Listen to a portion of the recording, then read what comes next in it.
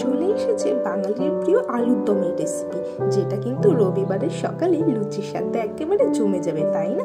চলো দেখে নেওয়া যাক কিভাবে বানানো যায়। এক ঝুড়ি আলু নিয়ে আমি চলে এসেছি। উপকরণ হিসেবে লাগবে দেখো পেঁয়াজ কুচি, আদা লাগবে, রসুন লাগবে, চারমগজ লাগবে, বাদাম লাগবে, লাগবে হচ্ছে দুটো এলাচ, দুটো লবঙ্গ এবং একটা দারচিনি। দেখো আরও আমি দুটো শুকনো লঙ্কা নেব, ধনে পাতা, টমেটো এবং জিরে। এগুলো কিন্তু সবই আমাদের রান্নায় লাগবে। দেখো আমি আলুগুলোকে ভালো করে ধুয়ে নিয়ে চলে এসেছি। ধুয়ে একদম ছাড়িয়ে নিয়ে দেখো আমি কাঁটা চামচ দিয়ে কি করছি, আসলে এগুলোকে আমি একটু ফুটো করে নিচ্ছি, যাতে ভালো করে নুন এবং মশলার ফ্লেভারটা সহজেই আলুর মধ্যে ঢুকে যায়। এইভাবে আমাদের যে কটা আলু ছিল না, যেগুলো আলু আমি ছাড়িয়েছি সবগুলোকে করে নেবো। দেখো গরম তেলে আমি কি করলাম, সব কটা আলুগুলোকে ছেড়ে দিচ্ছি আস্তে আস্তে। এবার আমি ভালো করে এগুলোকে ভেজে দেবো। কতটা ভাজবো আমাদের কিন্তু একটু বুঝে ভাজতে হবে। কম করে আমাদের কিন্তু 70 থেকে 80% অবধি যাতে আমার কুকড হয়ে যায় আলুটা, সেটা কিন্তু লক্ষ্য রাখতে হবে। দেখো নুন আর হলুদ দিয়ে আমাদেরকে কিন্তু ভালো করে ভেজে নিতে হবে এই আলুগুলোকে। সমস্ত আলুটাকে আমি নাড়ছি। দেখো আমার প্রায় হয়ে এসছে, 70 থেকে 80% মতো কিন্তু আমার আলু অলমোস্ট কুকড হয়ে গেছে। এবার আমি কি করলাম, আলুগুলোকে সমস্তটা বাটিতে আমি তুলে নিচ্ছি। এবার আমার এই কড়াইয়ে দিয়ে দেবো একটু তেল। এবার দেখো তেলের মধ্যে কি কি দিতে হবে। দেখো গরম তেলে আমি দিয়ে দিলাম জিরে এবং শুকনো লঙ্কা।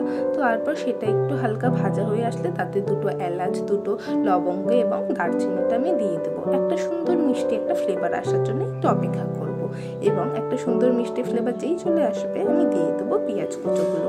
এবং পেঁয়াজ কুচোগুলো আমি একটু নাড়বো। কিছুটা নাড়ার পর যখন দেখবো একটু হালকা পিঙ্কিশ কালার চলে এসেছে, তখন আমি আদা আর রসুন আর একটা শুকনো লঙ্কা বাটা আমি ওটা পেঁয়াজের সাথে অ্যাড করে দিলাম। নেওয়ার পর সেইগুলোকে একই সাথে করে নাড়তে থাকবো। এবং নাড়ার একটা পর্যায়ে আমি দেখবো যে তেলগুলো একদম ছেড়ে এসেছে মশলা থেকে। সেই পর্যায়ে আমি নুন দিয়ে দেবো, একটু হলুদ দিয়ে দেবো। তারপরে আমি কি করব, আবার সেগুলোকে ভালো করে নাড়তে থাকবো। এবার ভালো করে নাড়তে নাড়তে এবার তারপর আবারও আমি একটু অপেক্ষা করব যাতে তেলটা আমার ছাড়তে শুরু করে। দেখো কি সুন্দর করে তেলটা ছাড়ছে। এবার আমি তাতে জিরে গুঁড়ো অ্যাড করে দেবো। শুধু জিরে গুঁড়োই নয়, জিরে গুঁড়ো কিছুটা ধনে গুঁড়োও অ্যাড করবো। দেখো তো আমি এভাবেই ভালো করে নাড়বো। তাতে ধনে গুঁড়োটা অ্যাড করছি। দেখো ধনে গুঁড়ো আমার অ্যাড করা হয়ে গেছে। আমি আবারও নাড়ছি।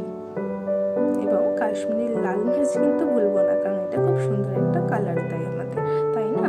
তো কাশ্মীরি রেড মির্চও আমি দিয়ে দিলাম। তারপর আবারও আমি নাড়ছি। এমন অবস্থায় আমি স্কোয়াশ করে রাখা টমেটোগুলো দিয়ে আবারও নাড়বো। দেখো আমি নেড়ে নিচ্ছি। দেখো কি সুন্দর তেল ছেড়েছে। এই দেখো এইবার তেল ছেড়েছে না, এইরকম অবস্থায় আমি বাদাম এবং চারমগজ যেটা তখন দেখিয়েছিলাম সেগুলোকে আমি ভালো দিয়ে দিলাম এর ভেতরে। এবং ওই বাদাম চারমগজ যেটা বাটিতে ছিল একটুখানি জল অ্যাড করে কিন্তু সেটাও দেখো দিয়ে দিলাম। দিয়ে আবারও আমি ভালো করে নাড়তে থাকবো। এবং ভালো করে যাতে এই কাঁচা মশলার গন্ধগুলো চলে যায় সেগুলোর জন্য একটু অপেক্ষা করবো এবং নাড়বো। তেল এরকমভাবেই ছেড়ে আসলে দেখো উপর থেকে কিরকম আমার তেলটা ছেড়ে দিচ্ছে। এমন অবস্থায় আমি আলু যেগুলোকে ভেজে রেখেছিলাম সেগুলোকে এর মধ্যে দিয়ে দেবো এবং ভালো করে নাড়তে থাকবো। দেখো আমি কিন্তু এদেরকে কষিয়ে নিচ্ছি। একটুখানি জল অ্যাড করেছি, স্বাদ মতো নুনটা চেক করে নিতে হবে। তো আমি নুন চেক করে বুঝলাম আমার নুন একটু কম আছে, তো আমি নুনটা অ্যাড করে দিয়ে আবারও ভালো করে নাড়তে শুরু করলাম। এরকম ঢেকে রেখে যদি রান্না করা যায় তাহলে সময়টা একটু কম লাগবে। এবং দেখো আমি আবারও নাড়ছি। ভালো করে আমাকে কষিয়ে নিতে হবে। আমার আলু কিন্তু অলমোস্ট সিদ্ধ হয়ে এসছে। এবার আমি তাতে জল অ্যাড করে দেবো। দিয়ে দেখো আমি ভালো করে একটু নেড়ে নিলাম। এবার আমি একটু অপেক্ষা করবো যে কখন আমার জলটা একটু কমে আসে বা সিদ্ধ হয়ে যায় আলুগুলো একদম 100%। দেখো আমার একটু স্বাদ মতো কিন্তু নুনটা চেক করে নিতে হবে। আমার একটু নুন কম লাগলো, আমি অ্যাড করে দিলাম। আবারও ভালো করে আমি নাড়িয়ে নিচ্ছি। দেখো এবার আমার দেখো আলুর দম কিন্তু প্রায় হয়েই এসেছে, একেবারে কুকড হয়ে গেছে আমার আলু। আমি উপর থেকে একটু ধনেপাতা গার্নিশিং করে আমার আলুর দমটা নামিয়ে নেব। আমি কিন্তু বুঝে গেছি, হ্যাঁ আমার একদম কষে গেছে। দেখো কত সুন্দর একটা গ্রেভি এসছে আর আলুটাও পুরোপুরি সিদ্ধ হয়ে গেছে।